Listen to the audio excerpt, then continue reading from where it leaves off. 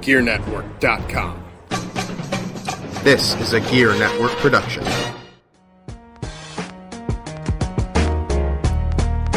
Ladies and gentlemen, it's your boy, Mr. Perez, and you're listening to the Better Live Than Dead podcast, brought to you exclusively on Gear Network.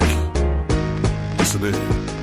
How's it going, everybody? Episode number 88 of the Better Live Than Dead podcast, live in your ears, through your speakers, whatever it may be. Either way, we're here. We're live. We're Better Live Than Dead. I'm Ryan Wolf, at Wolf BLTD on Twitter, joined on the line by Mr. Perez, at MRLG Perez, and I'm not sure about you, Lewis, but I'm ready to do some podcasting right now. All right. Episode number 8. Like it. I'm ready. Let's do it. Now, I have to apologize beforehand. I know we've been kind of doing this a lot lately, but the podcast we have this evening is probably not going to be a lot about sports, just because, well, there's not a lot.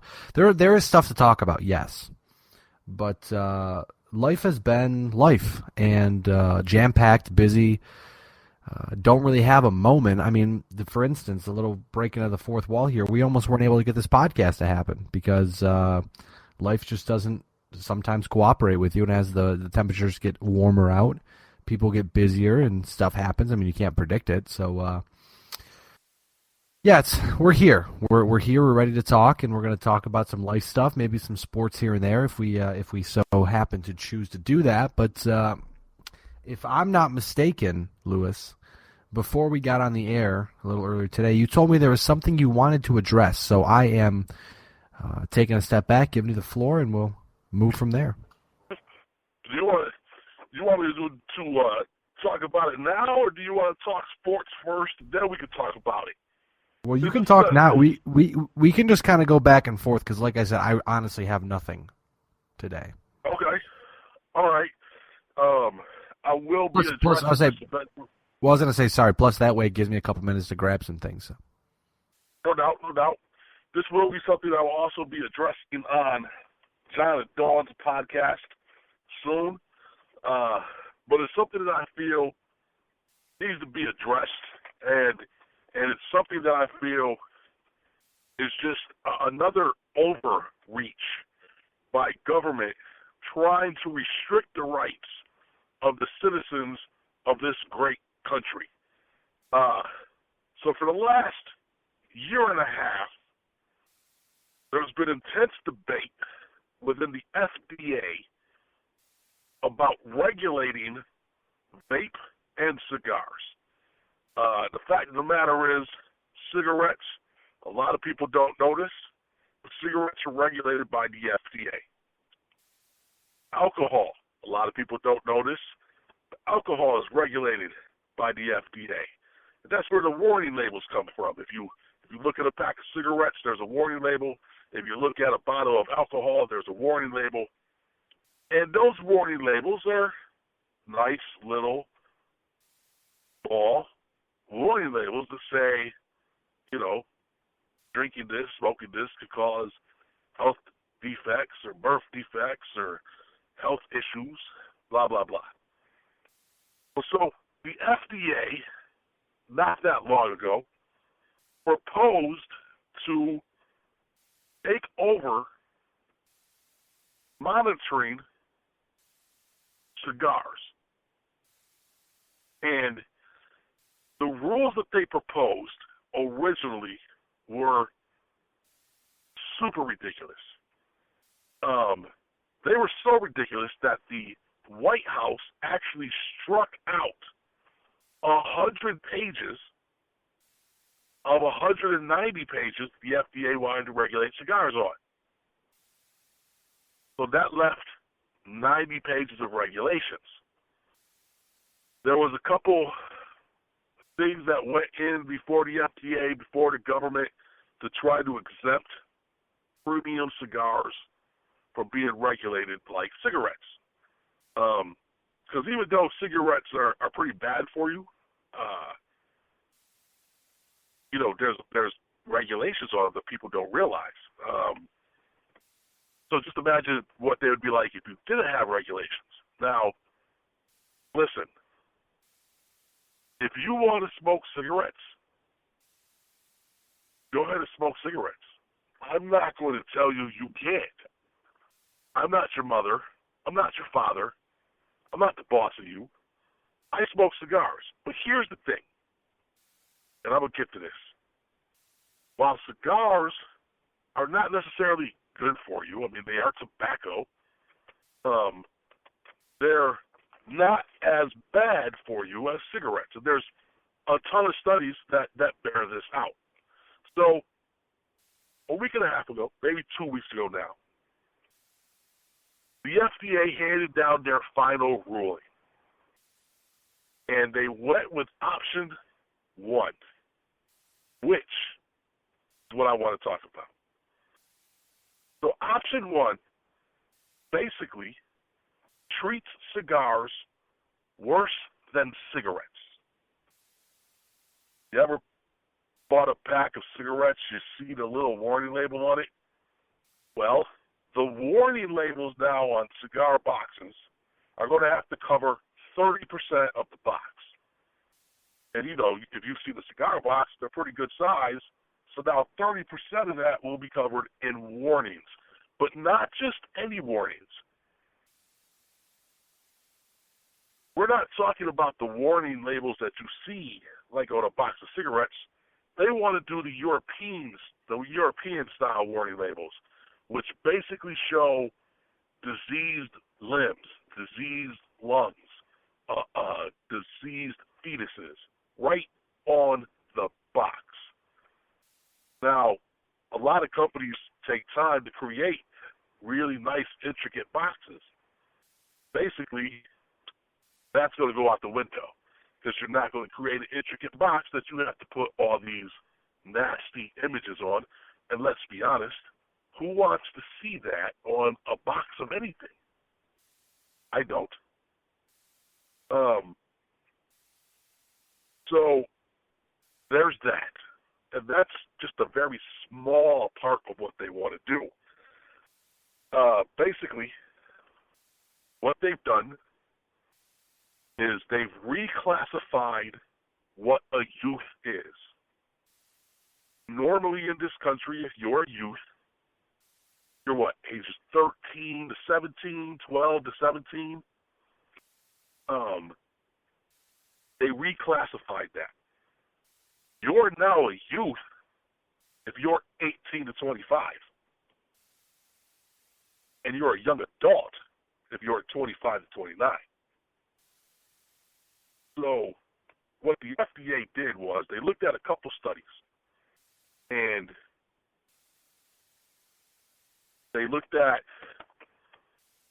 a study they looked at a study in 2014 by the Surgeon General, who presented a very large study that basically stated that cigar smoking is not as... Okay, 2014, the Surgeon General report says that cigar smokers are at a much lower risk of smoking-related diseases than cigarette smokers. The FDA said that they don't care about that study, and they found that study non-persuasive. They cited 2 studies for the Surgeon General, and they said that they don't agree, but here's the thing. And them not agreeing, they're not offering any counter-argument. They're literally just saying, we don't agree. And what they do is there was a national adults survey done between 2012 and 2013. Ryan, what did I just say that survey was? Because that's key to what I'm about to say. You said it was something regarding cigars and cigarettes. I'm trying to keep track here. You've Okay. gone on a tangent here. Yeah, I apologize. You're okay. No, you're okay because look at when I listen back to this, it will all make sense to me. Okay, so 2012 to 2013, the National Adults Survey, okay? Operative word, adults. Just over 60,000 people participated. This survey was 18 years and older. That study found that people between the ages of 18 and 29, 19.9% of just over 60,000 surveyed had smoked cigars. They found that 15.1% of ages 25 through 29 had tried cigars. They went on to say that this study proves underage smoking. Now, I don't know about you, but 18 to 29 is not underage. 18 to 29 is above the age of consent. You can walk into a store at the age of 18 and buy a pack of cigarettes. You can serve your country and die for your country at the age of 18. But they're saying that because they changed the title and the age frame of what youth is, that 19.9% of 18 to 25-year-olds are now considered underage. That's not underage consumption. But that's the numbers that they're using to prove their argument. So they've defined youth from 13 to 17 years old are now 18 to 25-year-old. They're saying that those numbers show youth access and addiction. Now, they cited another survey. Say for the record, I still identify as youth because I still act like a youth. Right, but how old are you? I'm 24. Right, you're 24. You can identify as a youth, but you're a legal aged individual. So if you want to walk into a cigar shop and buy a cigar, you have that right because you're 24 years old. So while you may identify as a youth, hell, I'm 42. I identify as a youth because I feel young. I act young. But, so, here's what they're doing. Anything submitted into the cigar world after, what year is this, 2016? Yes. Yes. So, anything after 2007 now has to be re-registered under the new FDA laws that take effect in August. Let's say you're a cigar company, and 9 years ago, you created a new cigar, and in the next 9 years, you've created 6, 7, 8, 9, 10, 11 new blends. Each of those blends have to have a licensing fee, a licensing process that you have to submit per blend, per line.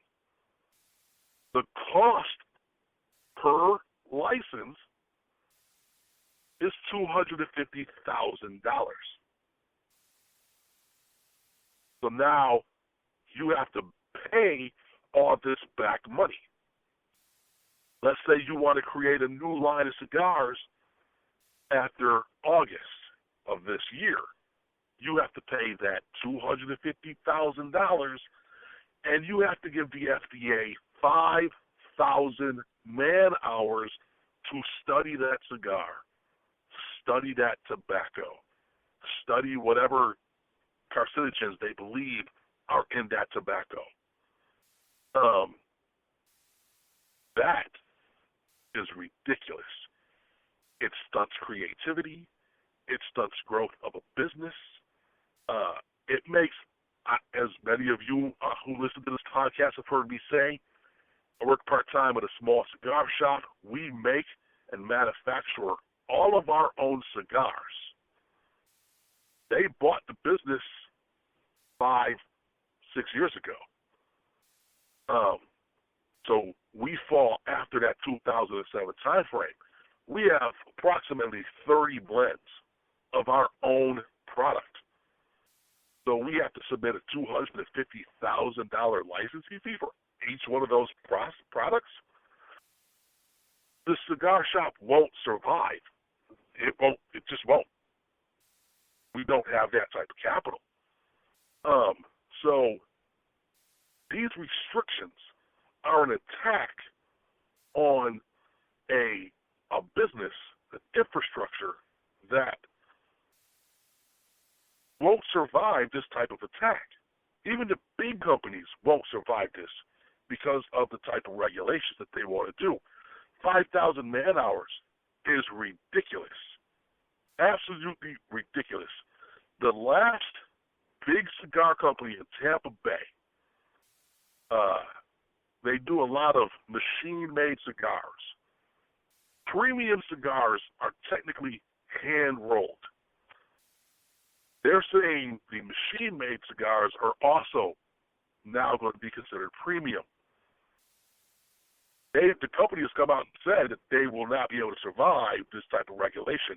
And the FDA, in the ruling on page 199, literally says that they understand that companies will be affected, that they will have to lay off their worker base, and that the economy will be affected. It literally says that they know that. And then they say they don't care. They say, oh, well, that's life, basically. This is an attack not only on a small niche group that enjoys a tobacco product, but it's an attack on trade with Latin America.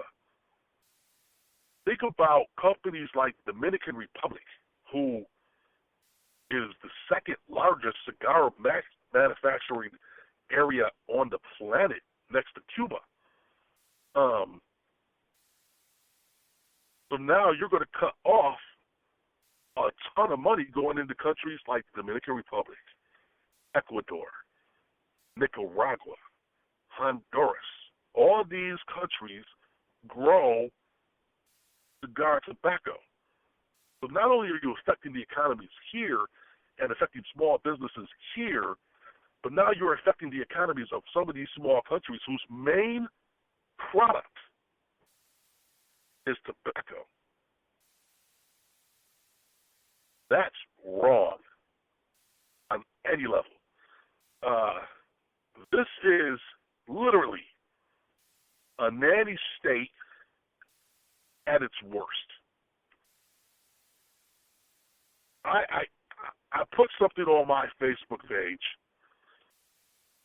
to have people just sign a petition against it. Even if you don't smoke cigars, let's say you vape. Now, I'm not a fan of vaping, but I'm not going to stop people from vaping. It is a known fact that if used correctly, vaping has helped people get off of cigarettes. The new regulations are also going to affect vaping. It'll effectively destroy the vaping industry. I know people who have opened vape shops who do pretty good business.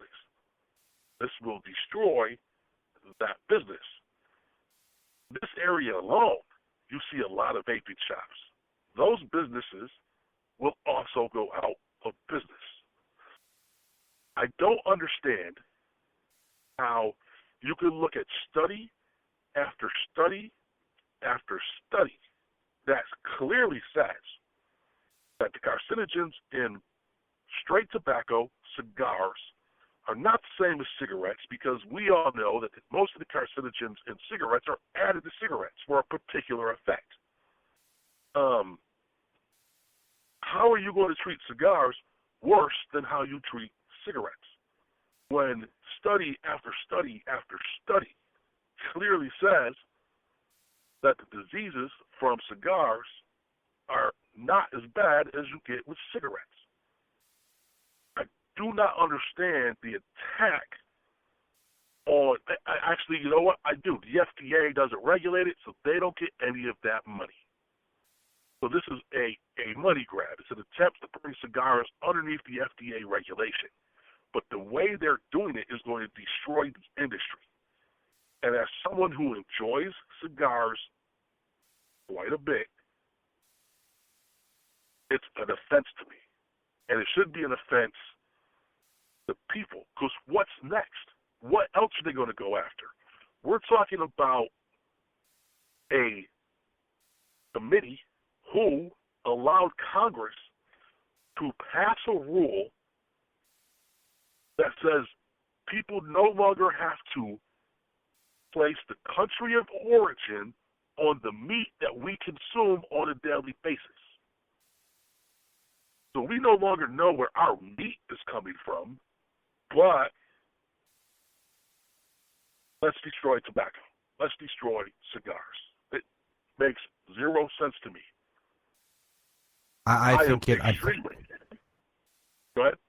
I was going to. I assume it'll work out in the long run. I mean, if enough people get upset, if enough big industry gets upset, something will happen. But I mean, I'm not too keen on what's going on because I have not seen anything about it. But I would assume that if enough people get mad, they'll do something.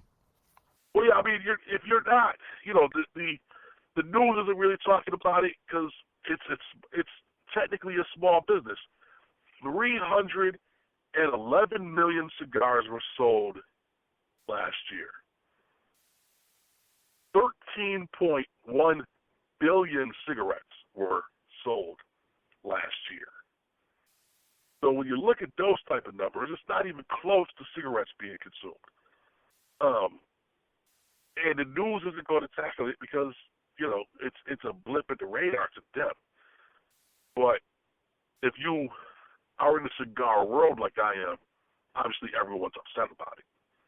And that's really where a lot of the information is coming from. That's why I'm absolutely. Well, if people attack an industry and you're involved in an industry, you're going to have a very good idea of what's going on. But I mean, maybe this is good that people can get a better idea of what's actually going on, and we can get some people angry about it and make a difference. Yeah, I mean, if you listen to this podcast, even if you don't care about cigars, I understand that.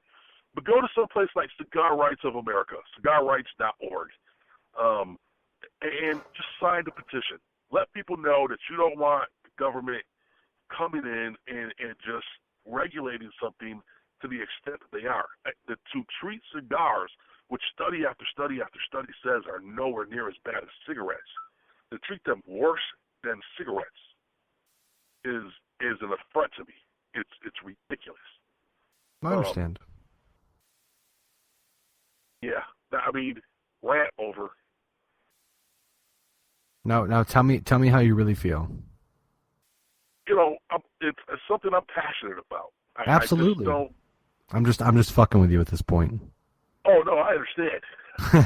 I don't get it. It makes no sense to me. No, the only thing I can assume is they want more money, but that's, who knows. We'll find out as the story unfolds for sure.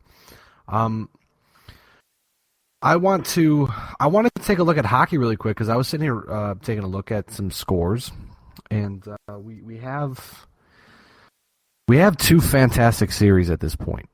I mean, you've got San Jose and St. Louis. That's tied 2-2, and that series has been real weird because just looking back at the games, at the scores, on Saturday night, the 21st, at the time of recording, St. Louis beat San Jose 6-3 after losing 2 games back-to-back, combined score of 7-0.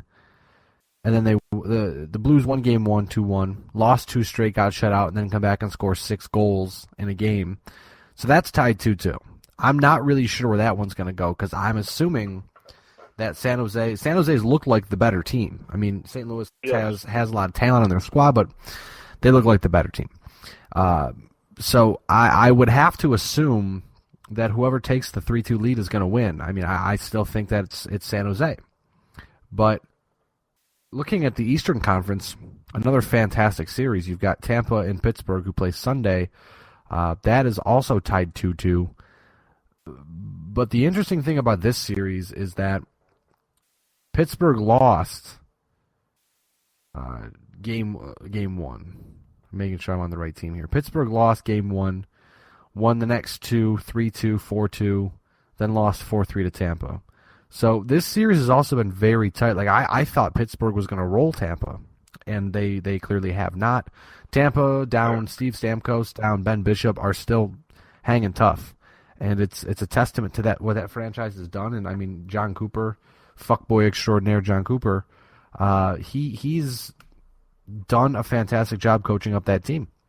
And I can see Tampa beating Pittsburgh. I mean, I still think it's Pittsburgh's conference to lose, but I can certainly see Tampa make it to the final. I mean, ideally, it would be like Tampa, San Jose in the final. That way someone can win, and we can all just be happy. Because if it's Pittsburgh in the final, then we all have to be miserable and hope Pittsburgh doesn't win. I mean, at least I know you want them. I know you want Pittsburgh to win, but I do. Watching last night's game, Pittsburgh really didn't look like Pittsburgh until the third quarter. You mean third period? They made third period. Yeah, I apologize. Okay. And they made a little bit of a comeback. And I honestly thought when they got on that power play with like 3 minutes left, they were going to tie the game up. But what I noticed last night was Tampa Bay was really, really good at shutting down the power plays. They did a very good job defending, when Pittsburgh was a man up. And I'm sure they had a little boost of being at home. But I thought Pittsburgh was going to tie it up last night. They couldn't do it. I was actually, it's a good transition now because it's a bit of a sports life cast as we've been talking about. I spent a couple days in Pittsburgh this week, and it's weird to be in a city where hockey team, I mean any sports franchise at this point, but it's weird being in a city when a sports franchise is in the playoffs. Because right. I went to a show on Wednesday night. I wrote about it over at BLTDsports.com. Went and saw 6 a.m.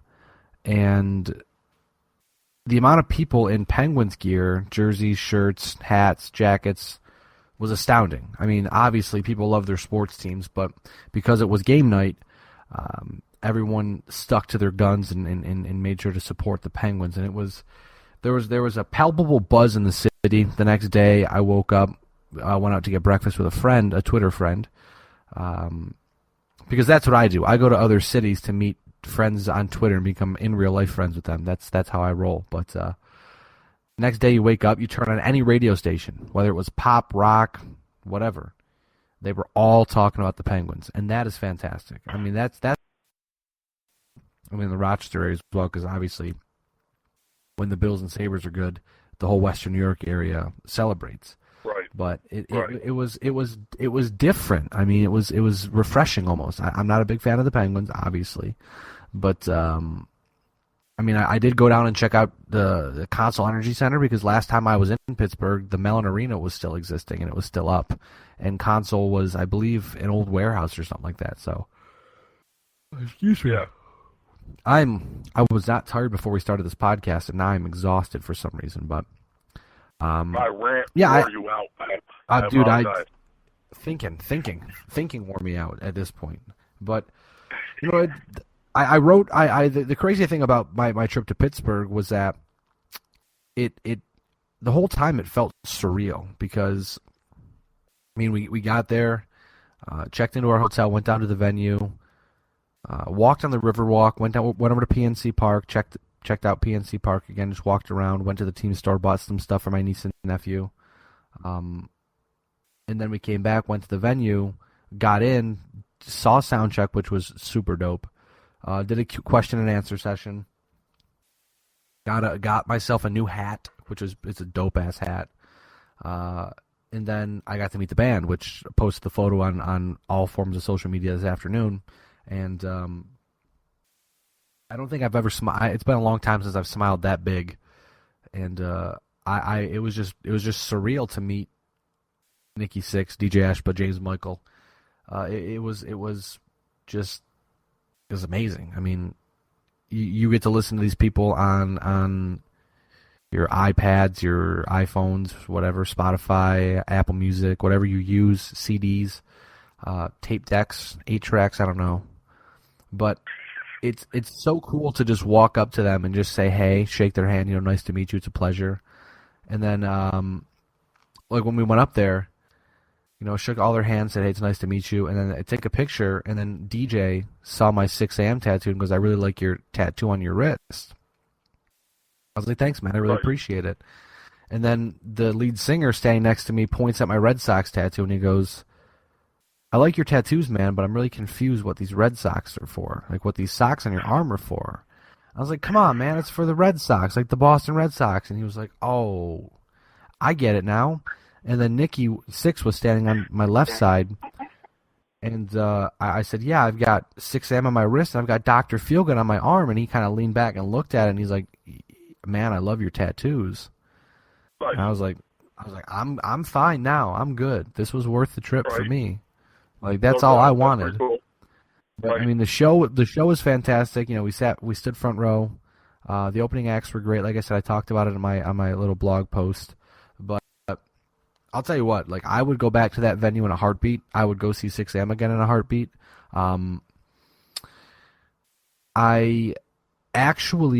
It's funny because I struggle writing lately. That's kind of been my MO is I've had problems sitting down and actually just putting a story together. So when we were coming home from Pittsburgh, about 25 minutes outside of the city, I got the urge to write. So I wrote that entire article, sans photos and Instagram posts in the article. Oh, excuse me. I wrote that article in the car ride home on my cell phone, in my notepad.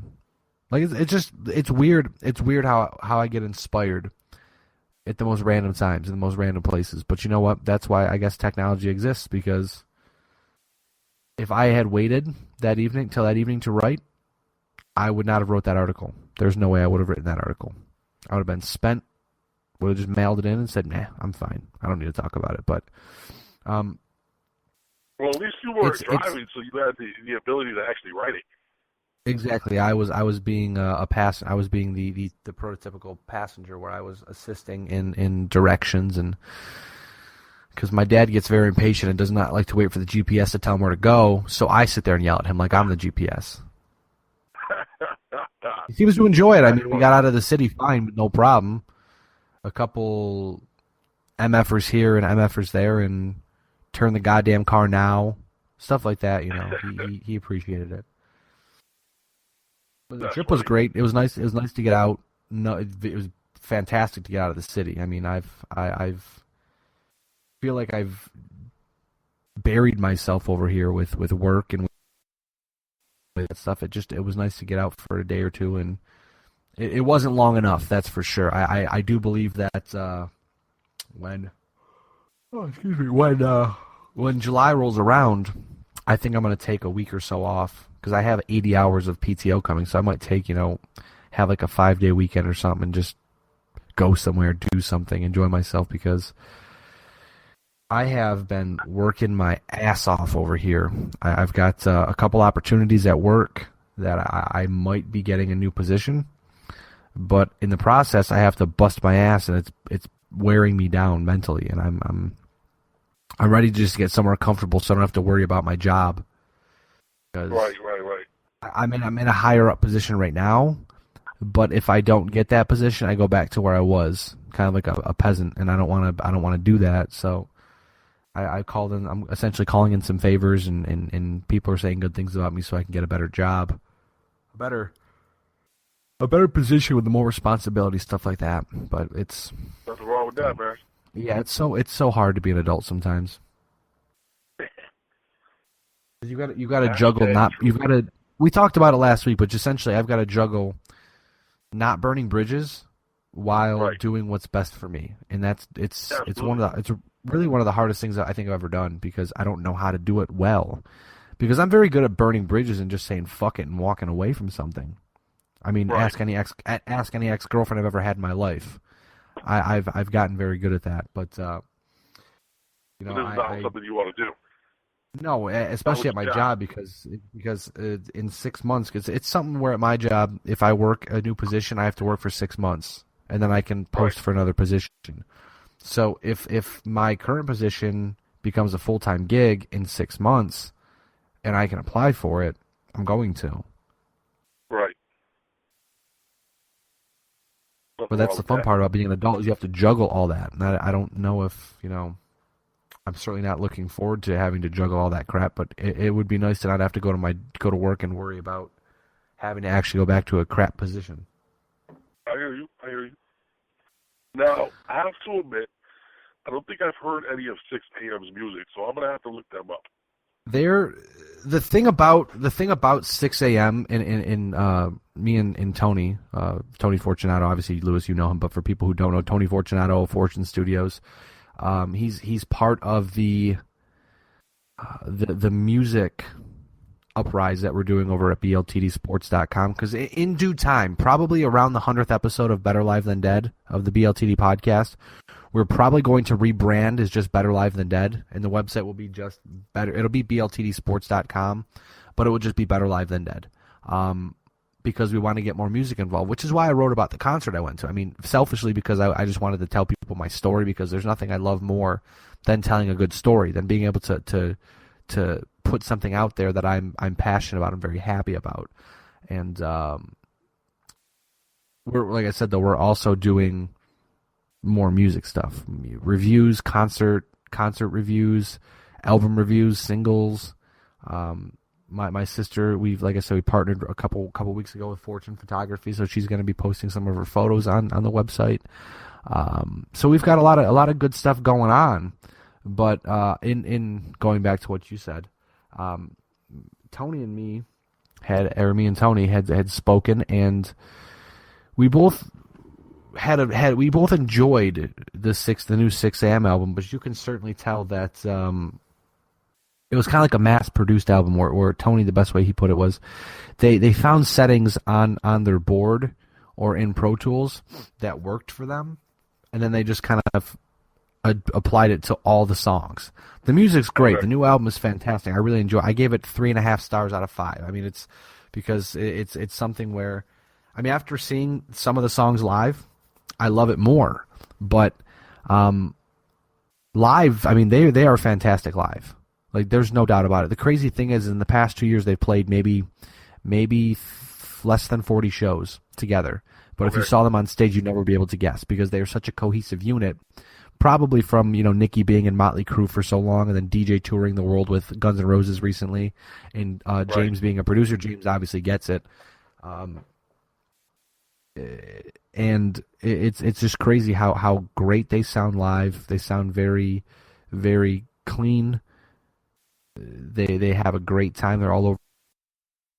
There was a point in the show where Nikki Sixx was standing in front of me, crouched down, screaming in my face, and I'm like, this is very refreshing. This is very nice. And then there was DJ Ashbos running around all the time, looking at people in the front row, making eye contact, smiling at them, throwing pics at them, pointing at people. I mean, it's you can tell that they're enjoying every single second of what they're doing. And I've always been, and I mentioned this in my article as well. And like I said, you too, Lewis, if you haven't read it, take a chance, take a minute to read it. I think you'll enjoy it. But I'm of the thought process that with opening acts, or with any band, really, any band ever, if you're good live, I will give your music a listen. And the two bands that opened up for 6 a.m., one was a local Pittsburgh band. I think it was Unparalleled Heights, is his name, the band. They were amazing. They were fantastic. So I gave them a listen, and their music sounds damn near close to how they sound live, and it's fantastic. And they, like I said, they put on a great show. And then there's another band called Silver, which is Cilver. They were also good. I enjoyed them a lot. And they have a girl drummer who shreds, absolutely destroys. That was pretty cool. But I don't try to listen to opening acts before I go see a concert. I just try to give them, you've got my attention. don't lose it. And if you don't lose it, Right. I'll download you on Spotify or whatever and tune in. But I certainly I love going to concerts. I mean, it's really one of the cooler things you can do is just go. It's like going to, I mean, because you're seeing art. Music is art. It's expressive art. It's nice to go out and be able to see a band play music that they put their heart and soul into. And it's also sometimes, most of the time, I mean, going to a show is cool because you get the atmosphere of just a bunch of crazy people at a show. Oh, yeah, I've always enjoyed going to concerts. You know, now granted, I've always been either like super front row, like beyond the actual partitions, or I've been backstage because I was working for the groups if they were in Rochester or close to Rochester when I was doing private bodyguard work. But I have gone to a bunch of concerts before that, and I always like to feel. I don't need to be up front when I'm something like that. I like being in the back. I like watching the band perform and just enjoying the actual music without being jostled by a bunch of crazy people. I've kind of always been like that. I don't mind huge groups of people. I just don't want to be right up front.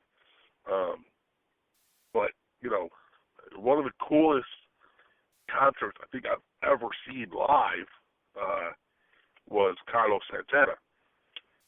And that guy, I mean, you talk about being in an incredible position. That dude can play the guitar like no one's business. But I'm also the type of guy that used to hang out at the jazz club when I lived in Orlando. And at the time, you could still smoke inside. I had my own little booth when I walked in. Like, they were like, this is Mr. Perez's booth. And I would go sit in the booth. I would light up a cigar. I'd order some scotch. And I would sit there and watch live jazz. Now, that was bloody freaking awesome. You know, if you're a good jazz musician, live jazz is incredible. So yeah, jazz is, dude. Jazz is fantastic. Jazz music is something I wish I listened to more of. I've been listening to jazz since I was very young. Jazz is awesome. You know, and that's, you know, when you go to a setting like that where there's like, you know, 100 people in the room and you got some guys on the stage that just love playing jazz, it's a fun experience. And, you know, I know your brother Eric, like he loves SS Webb. And whenever SS Webb's in town, like Eric goes and sees him. I think I've been to 2 SS Webb concerts. Not my scene. I personally am not a fan, but you could tell that they really love playing. And the crowd that goes to see them really love them. And so that's pretty cool to see. Because obviously you're not. And I agree with you on that one. You know, if music isn't my gig, like if your music isn't my gig, but people are passionate about it. I mean, I wasn't a big fan of metal or hardcore music until, I started listening, and I was like, okay, this is fine. You know, I can handle this. And then I went and saw a show, and was like, okay, I'm down. Like, I'm here. This is fantastic, because you just get the vibe of everyone around you. People are going nuts. Tearing stuff up, just going absolutely crazy, and I'm watching from afar, and I'm like, the level of insanity and just passion from the musicians and the fans. I mean, I'm there. Like, that's so cool to see live, and you can tell passion on an album, but you know, there are some bands I've seen out there that will just go through the motions for an hour and then just collect the paycheck and leave. And there are other bands that will go out there, and when you leave the show, you say to yourself, I paid $20 for my ticket. I feel like I owe the band another $20 for that fantastic performance.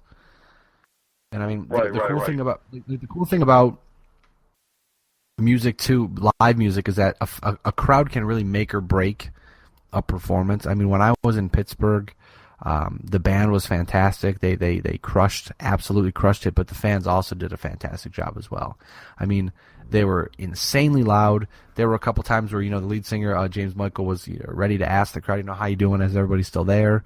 And he just got in the microphone and said, I don't have to ask you guys how you're doing. I can tell. You guys are loud as fuck, pretty much.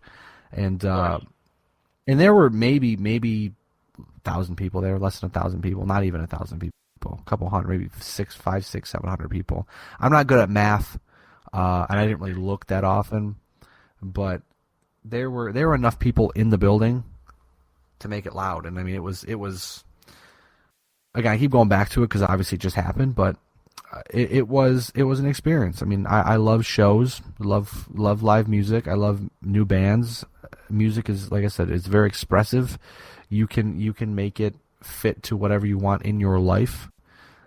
What one song may make me feel, it makes you feel differently, or it may not make you feel at all. Right.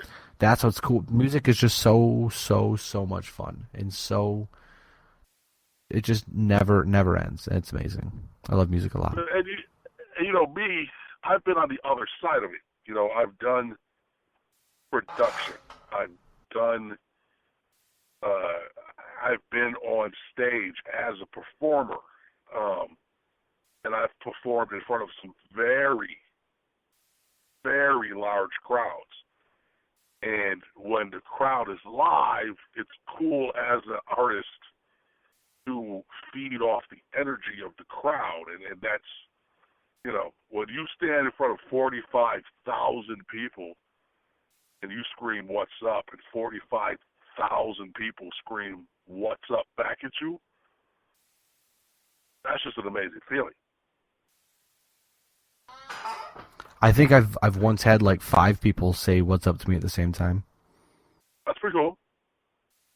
I mean, it was okay. It was okay. I did a concert once at Darien Lake, and it was a rap showcase, and so there was more than just my band there, but we did probably 3 or 4 songs, and at the time I had my afro, and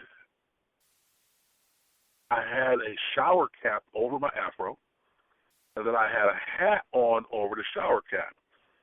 So you could very clearly see the shower cap underneath the hat. And like the second song, I pulled the hat off, and the shower cap springs up. And then like the third song, I ripped the shower cap off, and I let my afro go, and I'm just crazy with the afro for the next 2 songs. Well, it's funny because I get backstage, and I have this African-American lady approach me, and she says, I just want to talk to you real quick. You guys were excellent. Love the message that you present, but I'm offended. And I was like, offended by what? Like, what did we do to offend you? It was a Christian concert. And she says, I think it's offensive that you put on a shower cap over your hair like black people do and make fun of us. And I was like, lady, I have an afro. Look at my hair. It's standing up. It's thick. It's curly. I have an afro. And, oh, by the way, I'm Puerto Rican. Like, why are you coming at me like I'm making fun of African Americans when I'm a minority myself? And she was like, oh, I didn't think of that. I was like, get out of my face.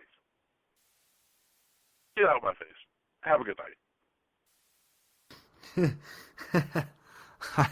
I love it. Just get out of my face. Get out of my face. So I'm sitting in my car, obviously, via Bluetooth, enjoying a cigar, and I just had 6 cats run by my car. It was like a gang of cats. That's fantastic. Like I see stray cats every once in a while because I live in the city, but I ain't never seen like 6 cats hanging out together like that. It's like a stray cat strut. For real. I'm almost afraid to step out of my car. I might get mugged by the cats.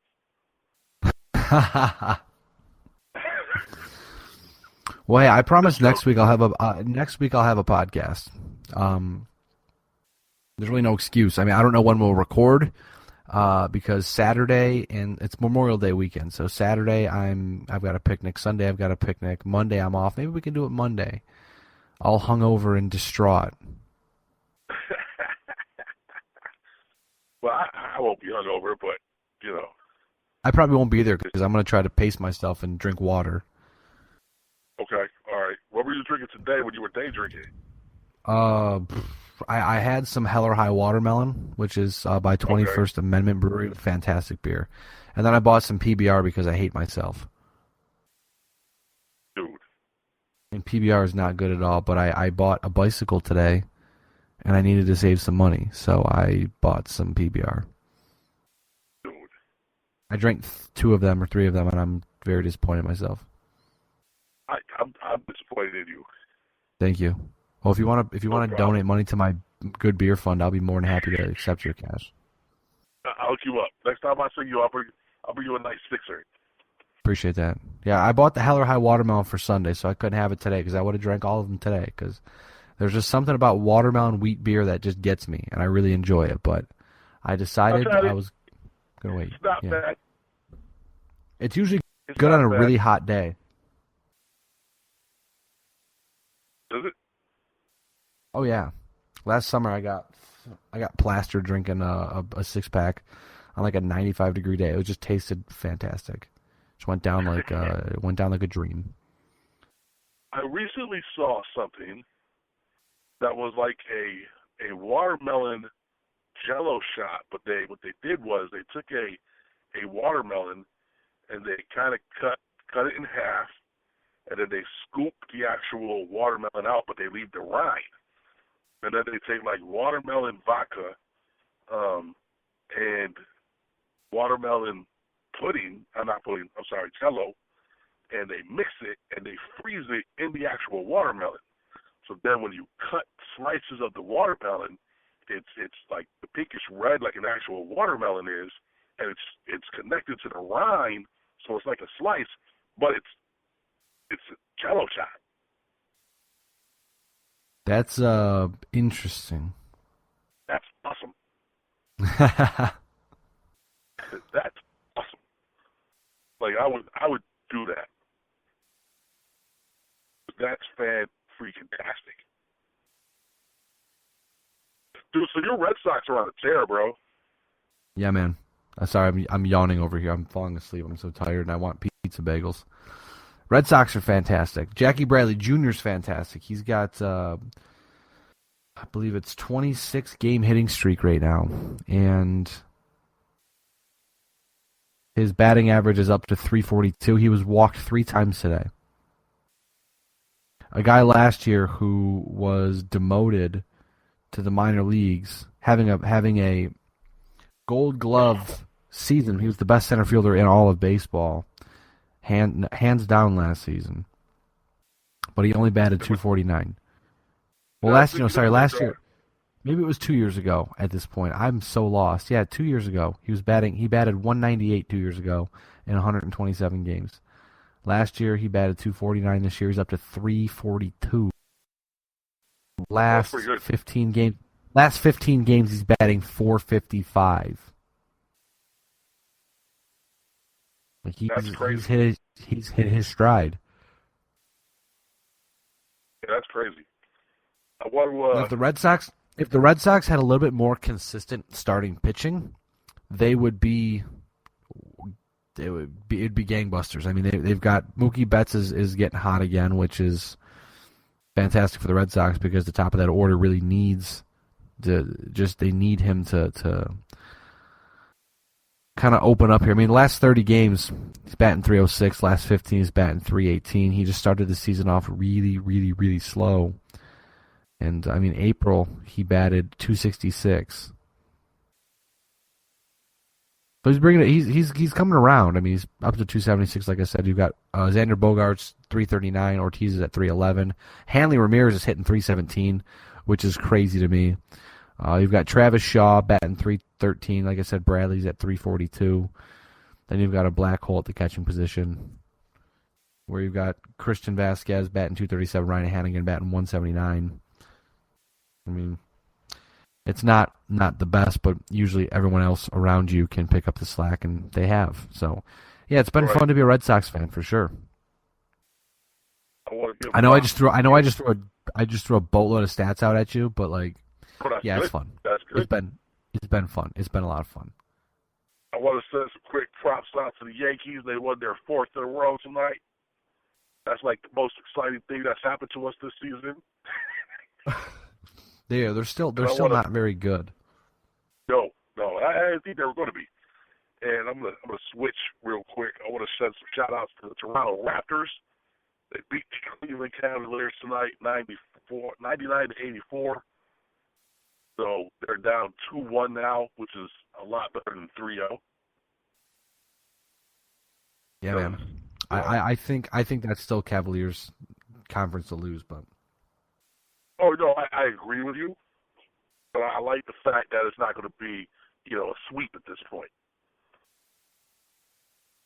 So. Do you think Oklahoma City's got a shot in the West, or do you think they just been very hot? I think they've been very hot. They got their butts spanked the last game. I think that I think that series is going to go 6. But I think that the Golden State Warriors are actually going to win. That's fair. That's totally fair. Golden State just somehow. You saw something from Golden State you never saw in the first game. They collapsed in the 4th quarter. They couldn't hit anything. They looked rattled. And then they came out, and they showed their depth. They showed how good they are, and they beat OKC by like 30 points. And I think that's, I think you might see Oklahoma win one more at home, and then I think Golden State's just going to finish it out. I'm very excited to see Golden State do their thing. They're a lot of fun to watch. They are. I agree. So now, I know we've been putting it off for a couple of weeks. I know you're tired, but I figured let's get it in for a couple of minutes. Did you want to break down Captain America? Did you want to talk about Captain America? Absolutely. We've got some time. I mean, people by now should have seen it. If not, spoiler alert. You can dip out now. But if you want to stay and talk Captain America, we'll talk about it. Let's do it. So I'm just going to ask you right off the surface, what did you think? You know what? I really liked it. I thoroughly enjoyed it. A lot of people were saying this was the best comic book movie ever. I don't know if it was the best comic book movie ever, but I did enjoy storyline. I think they did a good job of incorporating some of the themes from the original comic book Civil War into the movie. I liked that the main antagonist for all of this was a person without power. It was just a pissed off, normal human who was able to, insert himself in a way that caused the Civil War.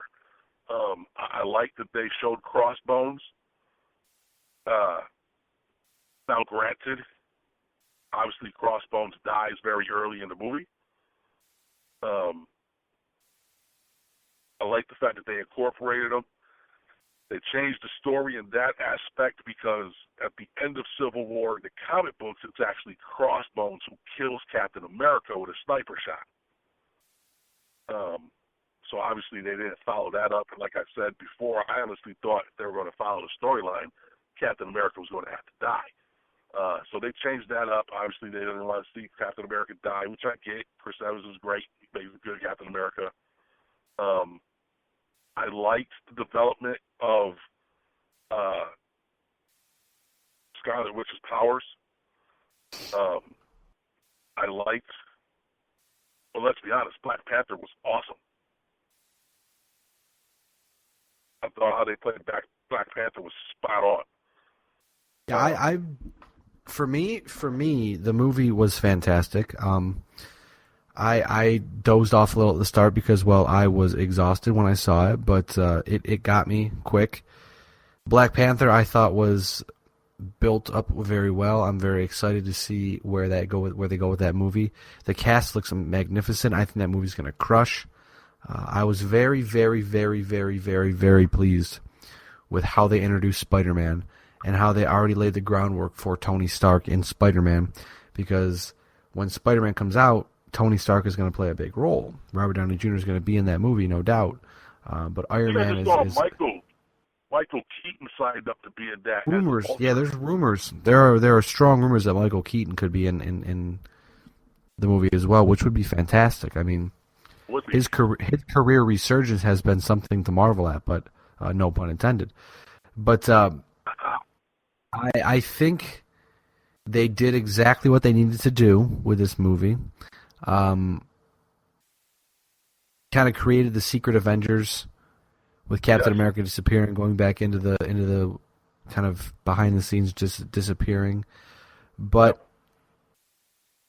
I just like everything they did with this movie. I mean, maybe I'm just easily satisfied. I don't know, but it was a good movie, dude. It was every I just they don't waste time on screen. Everything they show you is there's a reason why they show you, and when this movie was over, it all made sense. Right. You know, there was a couple really cool nods to the comic book. They finally showed Ant-Man's other ability when he turns into Giant Man. Yeah, Giant Man. I think that right there stole the movie. Oh, I thought that was fantastic. Like if Paul Rudd, I think at this point, like looking back now, usually you can look at a character and you can say, hey, look at, XYZ could be that character. I can't think of anybody who could play Ant-Man better than Paul Rudd. No, I have to agree with you. I think he's phenomenal as Ant-Man. His comedic relief that he brings to the film is it's magnificent. I absolutely agree with you. And I think, Spider-Man, when he was being Spider-Man, like he was young, he was sarcastic, he was funny. I thought that was pretty cool how they played him. And another thing I liked, the Ant-Man on Hawkeye's arrow was actually a nod to the Avengers comic book, I think like number 222 back in the day, when the Ant-Man was on one of Hawkeye's arrows. There's a video I'll have to send you. It's like a 6-minute video of a gentleman who finds all the Easter eggs in Marvel stuff, and there's a ton of Easter eggs in this movie that if you watch the video then go back and watch the movie, you'll understand and you'll see them, but just first glance you probably will miss it. But I really liked how witty Spider-Man was, how he was always kind of quick humored.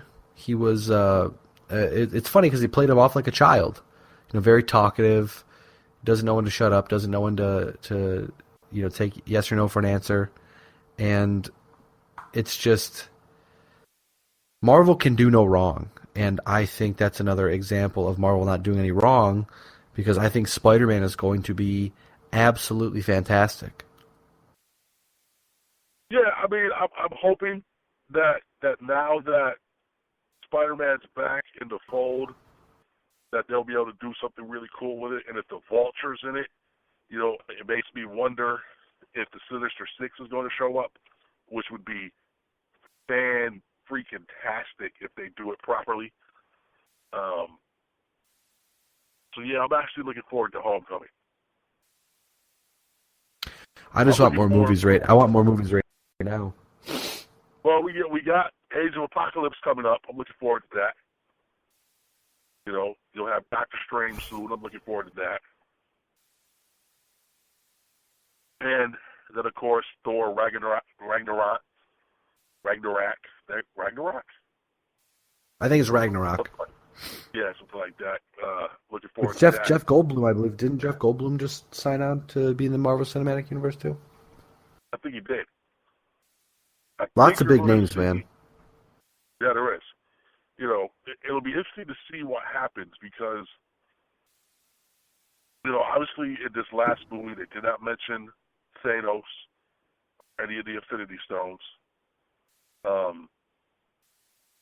But you saw some, for instance, if you look at Age of Ultron, when you see Thor, when the Scarlet Witch messes with his head, you see a glimpse of what looks to be what's going to happen with Ragnarok. Everyone's going to be basically dead, which is kind of what happens when that happens in the Norse life cycle.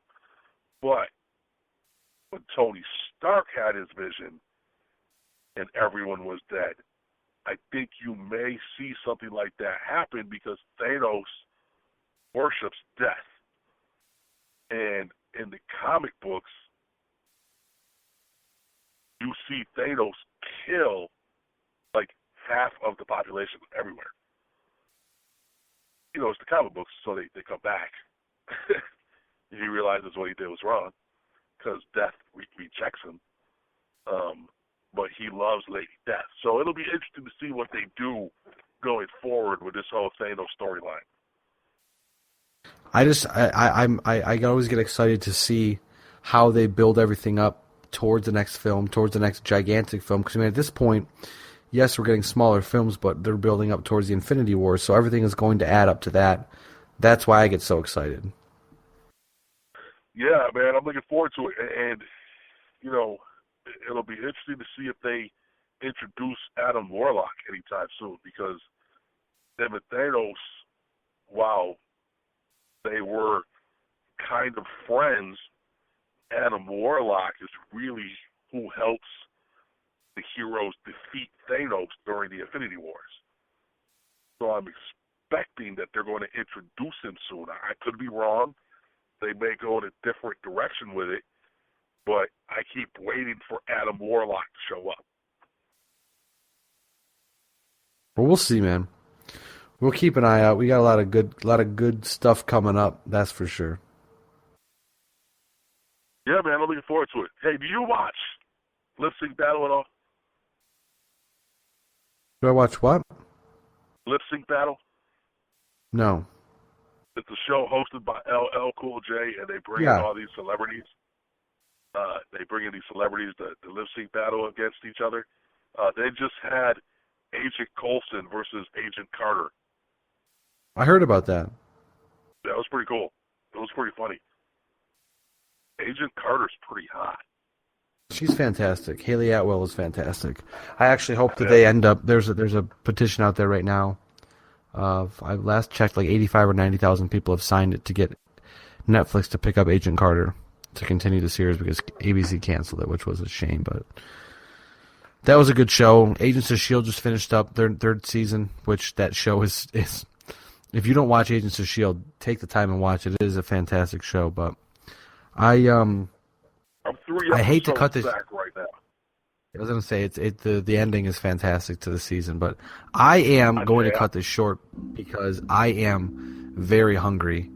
I have not eaten much food today because I'm a moron, and Go eat that, bro. so I'm gonna go make some food.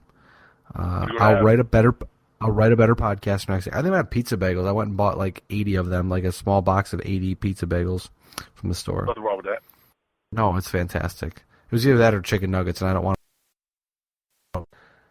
I'll write a better podcast next week. I promise we'll have something good. We'll have some good stuff, hopefully. If not, I just won't show up and just pretend it doesn't happen. Also, I'll post last week's podcast on the website with this week's podcast, so we have like a 2-for-1 special because I got so busy this week that I forgot to post the podcast on the website. So that's my bad. I apologize, but enjoy the 2-for-1 special. You can follow Lewis. You follow Lewis on Twitter at MRLG Perez. Everywhere else you can follow him at MRLG Perez. I'm at WolfBLTD on Twitter. We are at BLTD Sports on Twitter, BLTDsports.com, Facebook.com/BLTD Podcast. Shameless plug. Go read my article about 6 a.m.'s concert in Pittsburgh. It was fantastic. I hope you enjoy it. Let me know what you think. But with that being said, we are better live than dead. You're not. Catch you same time, same place next week, my friends. Thank you for tuning in and have a fantastic evening. Bye.